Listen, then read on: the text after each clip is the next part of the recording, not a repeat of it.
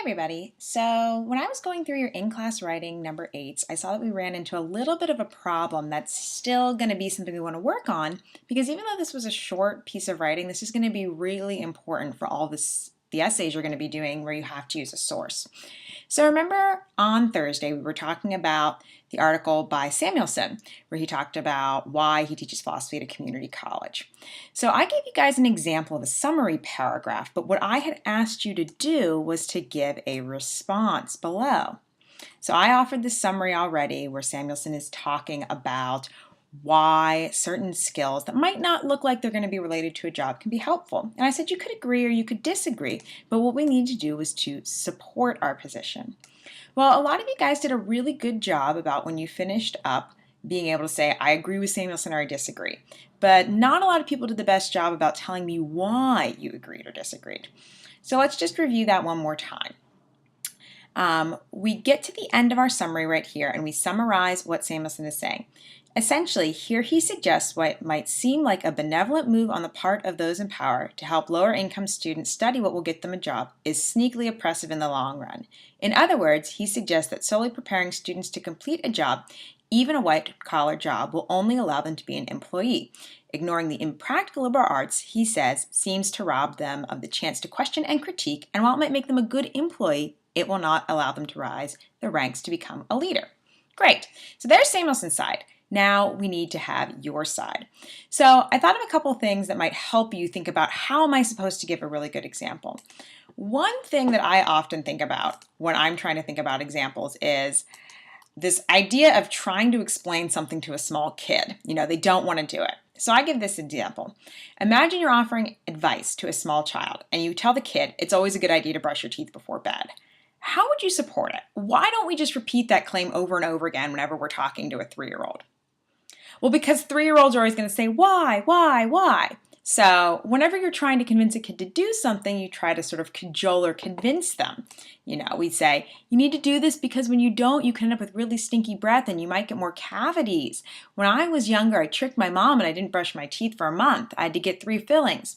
You know, we use those stories all the time. And in the same way, you want to look at offering that type of convincing evidence whenever you're writing a paper, really in any of your classes. So we want to go back a few weeks and think about some of the work we did back in August about showing and not telling writing. We talked about the idea of using both dialogue and sensory details, but really importantly, one of the things we talked about was trying to pick a specific moment. Remember we said if you wanted to talk about something you learned in high school, it would be better to not try to cram multiple days, months, or years into a paragraph. We don't want to say, try to give an example from all of your high school years, all 4 years together, because you tell us less, not more. So we said if you want to pick out a tiny moment or small things, those can actually help illustrate a bigger point. So let's take a look at how we might be able to do this with Samuelson's essay. I'm going to show you a couple of examples of people who did this really well. So I've got one from each side of the fence. So I hope you can read this one okay. The writing is a little bit light, but I think we can see it. We see right here, Samuelson's statement is correct. So we see that right there. Samuelson's statement is correct. That's the person's stance. Now, if all they do is stop here and just say over and over again, Samuelson makes many good points, what Samuelson said is good, they're not supporting their claim. They're not supporting their claim that it's a good thing to think the way this man does. So let's read what they put next. Most people do view higher education as just learning how to get a job. I believe that people can take classes that might not help them get a job, but it can help them see things in a new way. Okay, so let's see if they can give us any more clear support. Right here they do. When I was in high school, I took a creative writing class. So you see right there, our author is taking us to a specific moment and example. Not everything they learned, but this particular class. A class in which most students saw it as a waste of time. However, to me, it was a very helpful class in that it helped me be more descriptive when writing essays for my other classes. It also gave me a way to express my thoughts and feelings through writing instead of speaking them. So right there, we've got that really clear example. They say this statement is correct, so that the liberal arts are important is correct, and the reason why is expressed through saying, hey, I took a creative writing class. Helped me in my other classes, also helped me whenever I was feeling down. Now we've got somebody on the other side, and we can see that they offer a reason why Samuelson might not be so hot. So here we have, though I can see that taking liberal arts classes can improve students' ability to question and critique themselves, I still insist that making mistakes in a working environment can lead to the same ability of critiquing and questioning their skills. Okay, great, so he's on the other side.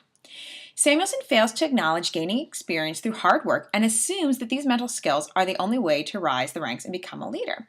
Now look right here again, we've got a specific example. For example, working at a Chick-fil-A was full of new tasks and experiences. Messing up was part of the job, and learning from those mistakes to improve myself was the point of being a great employee. Those qualities are what managers look for when looking to name a new team leader. So, as you guys do a revision of this, that's actually going to be everyone's homework. Even if you did a great job, I want you to think about those examples. We pick a specific job, we pick a specific class, and we use that to support our larger point.